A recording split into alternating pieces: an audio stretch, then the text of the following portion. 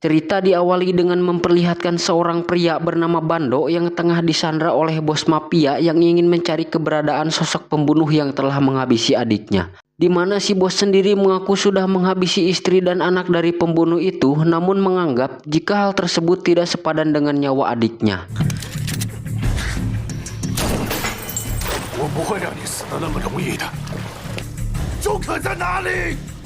Di tengah interogasi yang masih berlangsung, Bando mengatakan jika sosok temannya itu sudah pasti akan datang ke tempat ini. Ia memberitahu mereka bahwa orang tersebut akan masuk layaknya hantu dan menghabisi mereka semua yang telah menghabisi keluarganya. Di mana hal itu terbukti tatkala listrik seketika mengalami korsleting dan...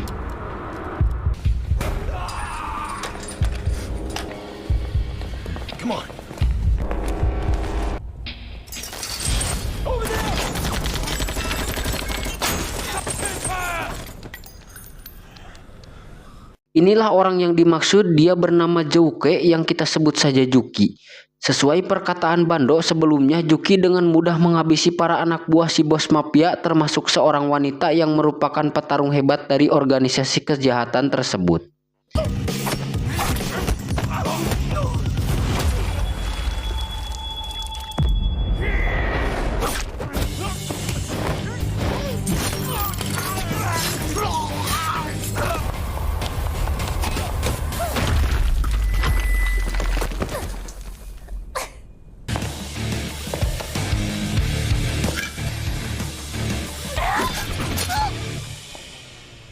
Selesai dengan para penjaga yang ada di luar, Juki lantas masuk ke sana dengan memberikan tembakan secara membabi buta. Sehingga yang tersisa hanyalah si bos bersama dua orang anak buahnya. Hal itu tentu bukanlah masalah besar bagi Juki.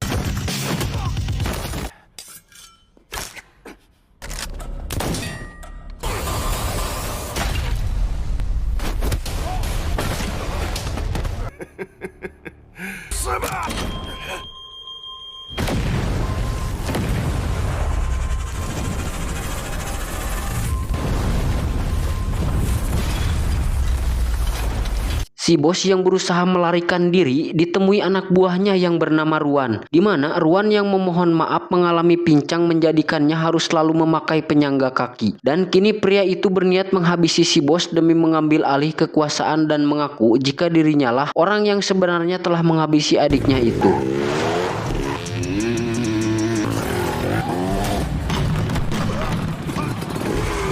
Juki yang selamat dari ledakan juga datang ke sana untuk membalaskan dendam, di mana Ruan yang mengaku jika dirinya lah orang yang juga sudah menghabisi keluarganya. Tentu membuat Juki sadar telah diadu domba. Melihat sebuah tato pada bagian tangannya, Juki yang saat ini dijadikan target selanjutnya pun harus menghabisi pria itu terlebih dahulu.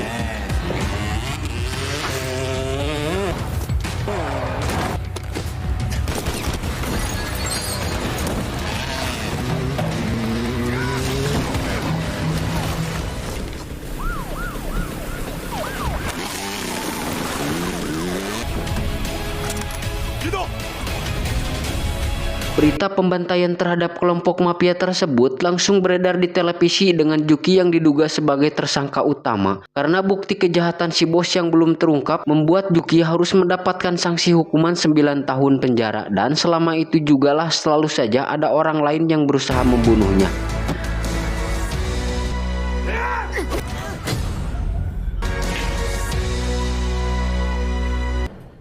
Okay, you're done here. Get out.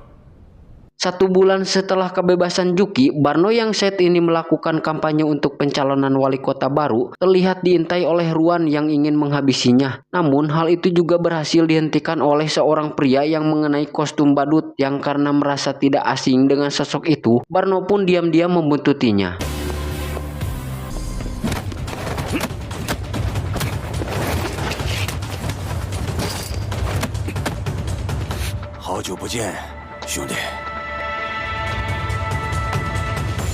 Setelah 9 tahun tidak bertemu, Juki menjadi penasaran akan sosok tadi yang berusaha menghabisi Barno. Di mana Barno yang tidak mengetahui identitas orang itu hanya dapat meminta bantuannya agar membantu dalam mensukseskan kampanye. Namun Juki langsung menolak mengingat status yang bisa saja mencoreng nama baik sahabatnya ini. 以你的身份跟我扯上关系，对你不好。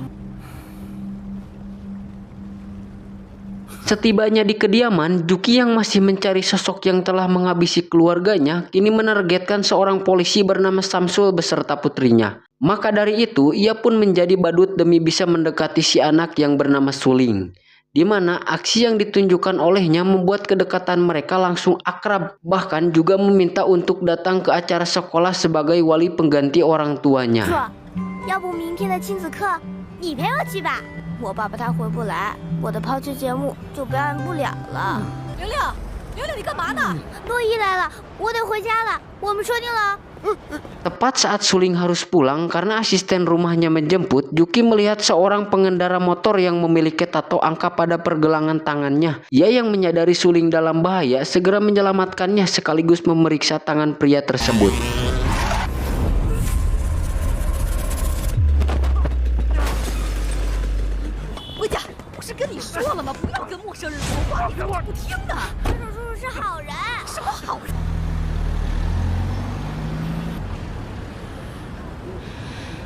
Di tempat lain, Ruan yang mengambil alih bisnis setelah menghabisi bosnya saat ini menginterogasi seorang yang diduga memiliki flash disk berisi bukti kejahatannya. Di mana pria pelontos bernama Sony terus mendesak orang tersebut agar buka suara sehingga si Sandra terpaksa memberitahu letak flash disk itu yang tersimpan di dalam sebuah boneka beruang.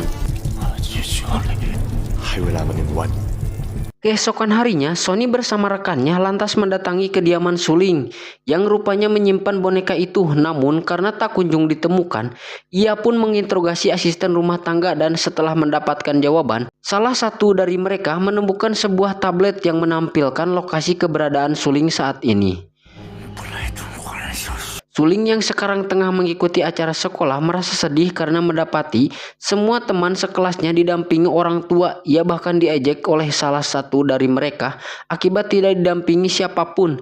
Hingga tak lama Juki akhirnya datang dan langsung menampilkan sebuah trik layaknya badut konvensional pada umumnya.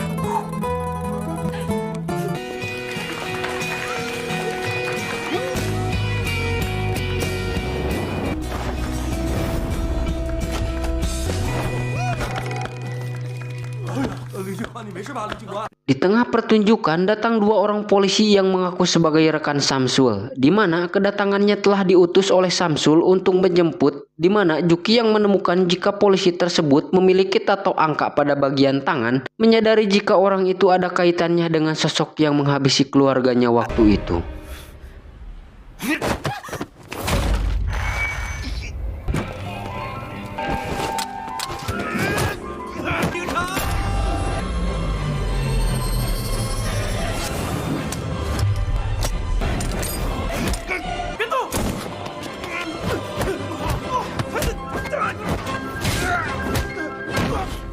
Setelah membuat para polisi tidak sadarkan diri, Juki dibuat keheranan karena melihat pergelangan tangan mereka yang memiliki tato serupa. Namun karena belum mengetahui tujuan yang mendekati Suling, ia pun tidak memiliki pilihan lain kecuali mengamankan si anak terlebih dahulu, di mana dia dihadang anak buah Ruan yang berusaha menghentikannya.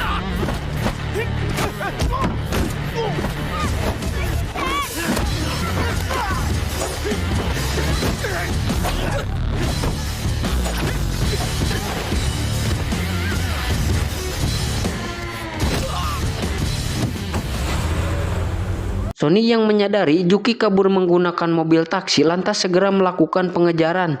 Ia terus mencoba menyeretnya ke tepi jalan demi menangkap Suling.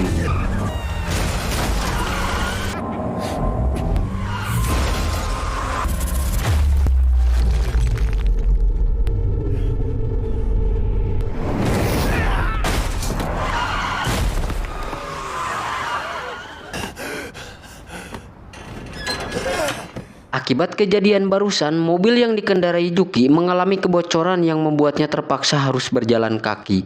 Ia meminta Suling agar ikut bersama Samsul ke kawasan ramai demi menjauhi orang-orang yang mengincarnya saat ini. Dengan perlahan namun pasti, Juki mulai merubah penampilannya agar dapat mengelabuhi orang-orang yang mengejarnya.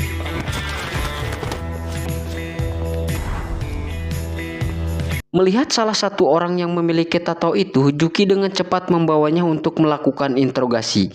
Yang selama ini penasaran akan tato angka, akhirnya mengetahui jika hal itu hanyalah sebagai tanda anggota dalam organisasi. Namun perihal suling, yang kini diincar, si pria hanya mengatakan jika bosnya menginginkan sesuatu yang dimiliki oleh anak tersebut.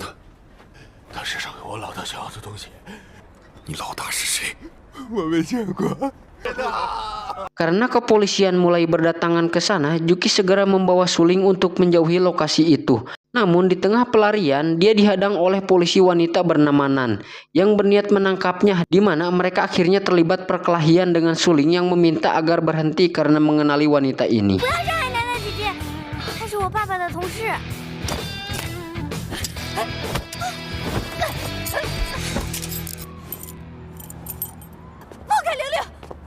Karena gagal melakukan penangkapan, Nan bersama asistennya langsung melaporkan hal itu kepada atasannya, di mana si asisten yang mendapat petunjuk mengenai Juki yang sering berinteraksi dengan suling sekaligus merupakan penjahat yang ditangkap Samsul membuatnya curiga jika aksi penculikan ini merupakan bentuk balas dendam.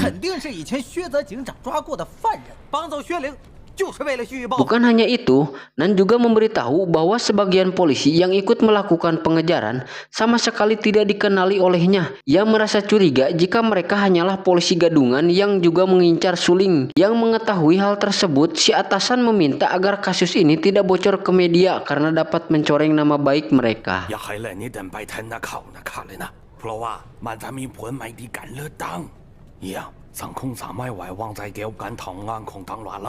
Sementara itu, Juki yang sudah tiba di kediamannya malah dianggap penculik oleh suling setelah mendengar kabar dari berita. Ia menjelaskan jika penjahat yang sebenarnya tiada lain merupakan orang yang mengincar suling saat ini. Sekaligus jujur terkait dirinya yang mencari keberadaan sosok penjahat yang telah menghabisi keluarganya.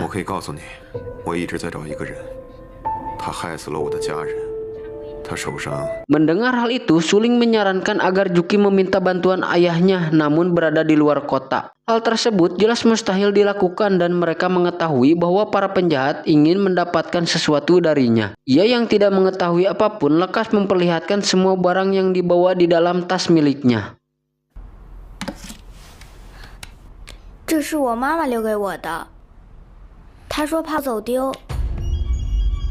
Melihat jam tangan yang dibawa suling merupakan sinyal GPS, Juki yang menyadari jika saat ini Sony bersama antek-anteknya telah mengetahui keberadaan mereka, lantas segera mengantarkan ke ruangan rahasia, sementara dirinya sendiri dengan santai menunggu kemunculan para penjahat tersebut.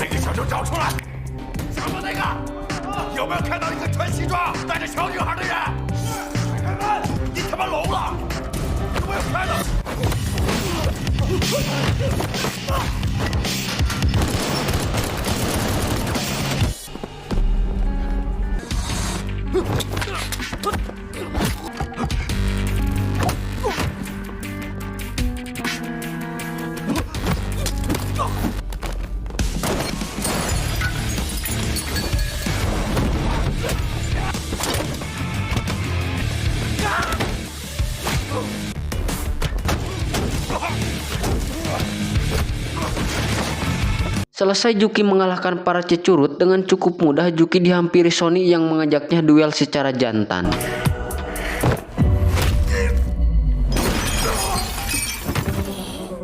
Di sana Juki mengikat Sony pada kursi yang diberi listrik bertegangan tinggi. Ia memaksanya agar buka suara terkait keberadaan bos organisasi kejahatan mereka, sampai akhirnya mendapatkan sedikit petunjuk karena rupanya Sony bersama rekannya yang lain hanya mengetahui jika nama bosnya adalah R.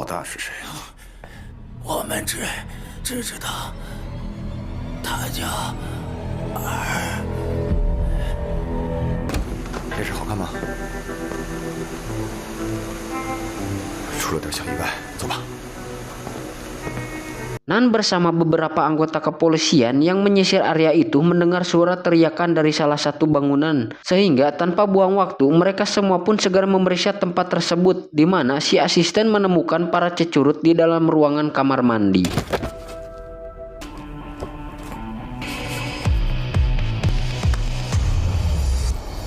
Sementara itu, Juki bersama suling yang lebih dahulu meninggalkan lokasi kini tiba di sebuah tempat yang akan menjadikan persembunyian mereka. Sedangkan Sony yang diketahui gagal menjalankan tugas harus mendapatkan sanksi berat dari bosnya. ครบเวลา1 วันแล้ว แกไปพักผ่อนได้ Setelah ruangan siap digunakan, Suling dengan baik hati mengobati Juki yang mendapatkan sedikit luka goresan pada wajahnya. Dia juga memberikan 2 boneka yang selalu dibawanya setiap hari. Mengingat perkataan Sony yang mengatakan jika R menginginkan sebuah flash disk yang ada di dalam boneka tersebut, sehingga Juki langsung mengamankan saat itu juga. 你干嘛要弄坏它？ 这个就是他们要找的东西。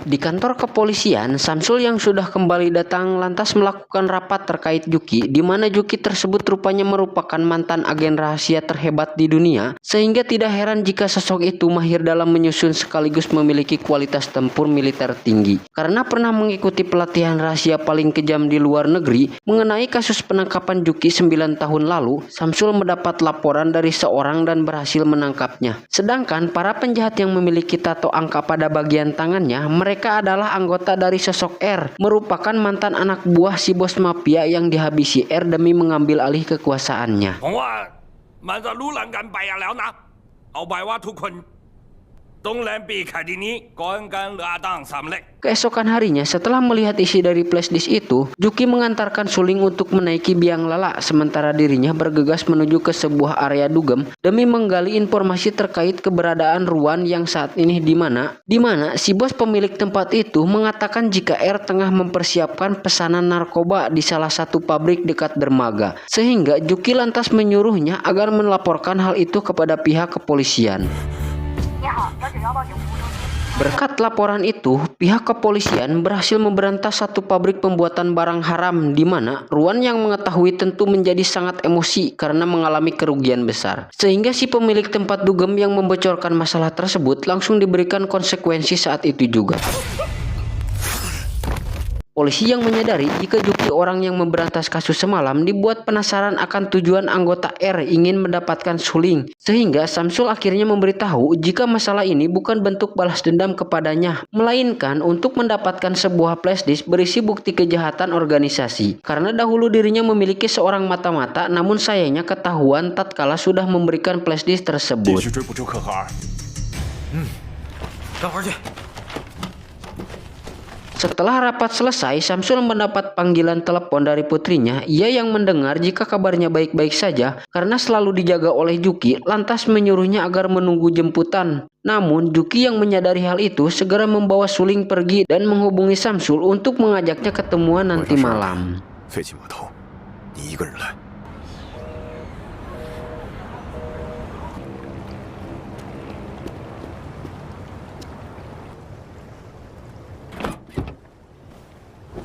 Sesuai kesepakatan, mereka berdua akhirnya bertemu di sebuah dermaga, yang dimana di sana Samsul memberikan informasi terkait Ruan yang rupanya merupakan mantan prajurit bayaran. Di mana Juki yang sudah terlebih dahulu mengetahui sosok tersebut memberitahu jika tempat itu terlihat seperti pabrik pembuatan manekin, namun pada kenyataan merupakan pusat pengolahan narkoba.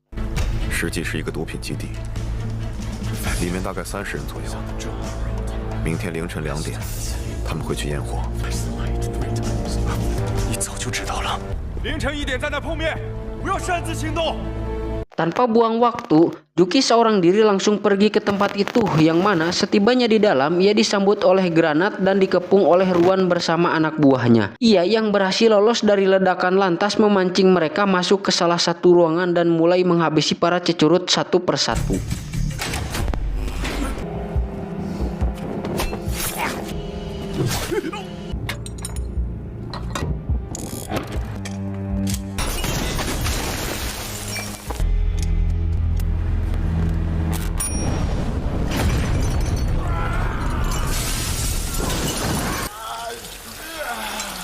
Setelah anak buahnya terbantai habis, Ruan menceritakan masa lalunya yang ternyata juga pernah mengikuti pelatihan rahasia. Namun sayangnya pada sesi latihan tingkat rendah, dirinya kalah telak dari Juki hingga dikeluarkan karena mengalami pincang, dan tato pada bagian tangan hanya sekedar tanda agar Ruan terus mengingat Juki yang telah menyebabkannya seperti ini. น่าเสียดายวันนั้นแกไม่อยู่ด้วย ไม่งั้นแกกับลูกเมียจะได้ตายไปด้วยกันเลย Juki yang kembali mendengar congor si Ruan yang senang karena menghabisi keluarganya, ia yang semakin emosi pun segera menghajarnya hingga babak belur. Namun di waktu yang sama, Samsul malah datang ke sana dan meminta agar masalah ini diserahkan ke pihak kepolisian, sehingga Juki tidak jadi menuntaskan dendamnya.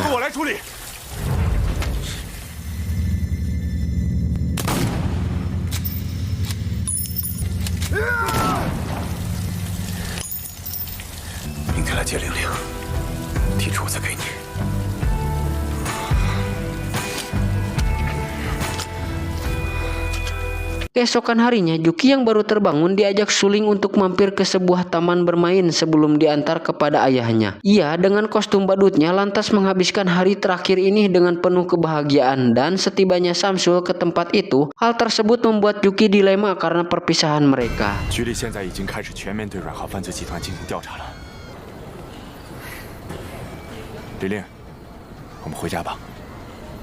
Melihat orang mencurigakan dari balik kaca cembung, Juki lantas mengikutinya hingga masuk ke kamar mandi. Ia memeriksa seluruh isi toilet hingga bertemu dengan sosok itu, dan setelah berhasil dihabisi, Juki pun dibuat terkejut tatkala menyadari jika Ruan tidak diamankan oleh kepolisian. Karena ternyata sosok yang diinterogasi oleh Ruan waktu itu tiada lain adalah Samsul.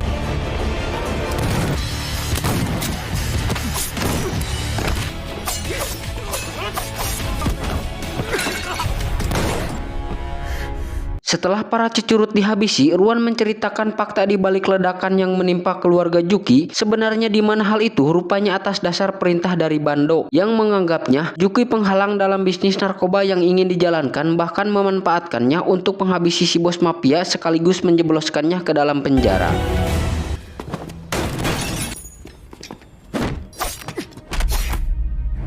Dengan penuh kekecewaan, Juki yang baru menyadari akan hal itu pun segera menghajar Ruan hingga metong. Sedangkan Samsul yang kini berhasil menemukan flashdisknya, ia dihampiri Nan yang ternyata telah curiga gelagat Samsul dari awal. Namun di tengah perdebatan, sebuah mobil hitam seketika menghampiri mereka dan menculik Suling beserta ayahnya.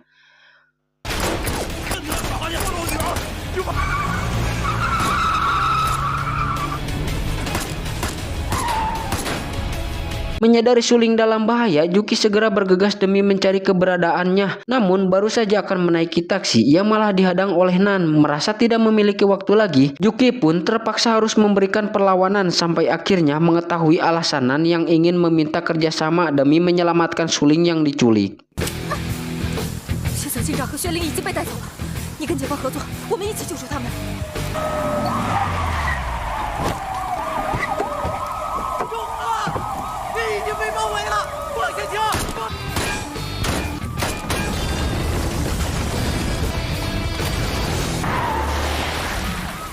Karena tidak mempercayai siapapun, Juki akhirnya meninggalkan Nan dengan sebuah bom yang dapat meledak jika terlalu sering bergerak. Ia berencana akan menyelamatkan Suling seorang diri tanpa bantuan dari pihak kepolisian, dan saat menghubungi Bando, dirinya diminta agar memberi flash disk cadangannya ke lokasi tragedi 9 tahun lalu.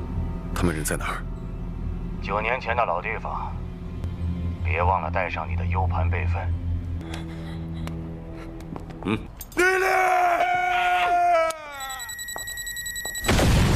Sebelum pergi, Juki berziarah ke makam istrinya untuk sekedar melepaskan rindu. Ia menceritakan jika kini anaknya sudah berusia 9 tahun, yang rupanya pasca ledakan waktu itu ditemukan selamat karena terlindungi oleh meja. Dan setelah terbebas dari penjara, Juki akhirnya bisa kembali bertemu dengan Suling putrinya, karena Samsul hanyalah orang yang mengadopsinya dari panti asuhan.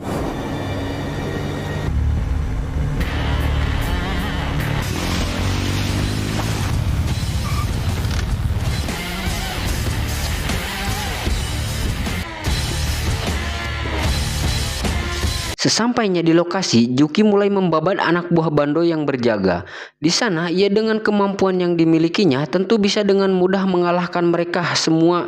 Hingga setibanya di atas, Juki dihampiri oleh seorang wanita yang ahli menggunakan pisau.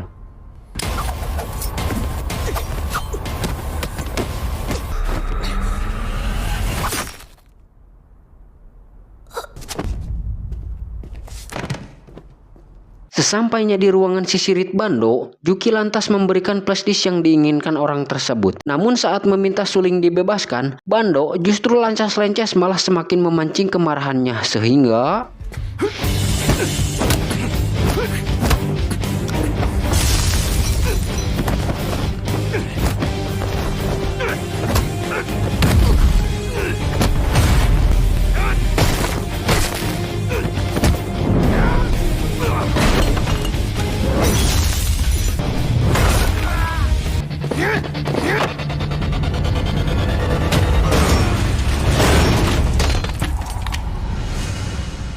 Dengan cepat, Juki menghampiri Suling untuk menenangkannya. Ia menyuruhnya agar jangan bergerak demi bisa melepaskan bom pada tangannya itu. Namun saat akan mengambilnya, Bando kembali bangkit dan menusuknya dari belakang, sekaligus berlari setelah menekan tombol pemicu ledakan.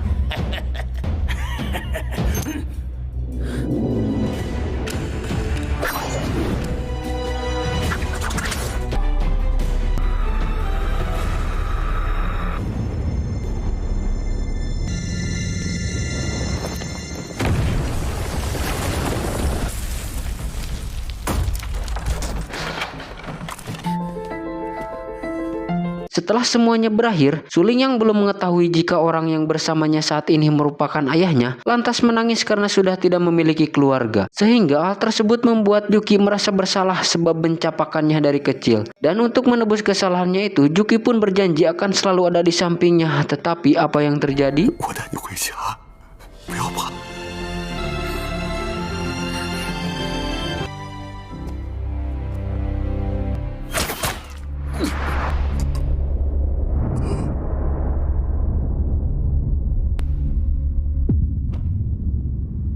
Di tengah sakaratul maut itulah Suling melihat bayi dalam foto memiliki tanda lahir pada bagian bahu. Ia yang juga memiliki tanda serupa akhirnya menyadari jika dirinya lah anak dalam foto itu. Sehingga untuk pertama kali dan terakhir kalinya mendengar ucapan putrinya yang memanggilnya dengan sebutan ayah.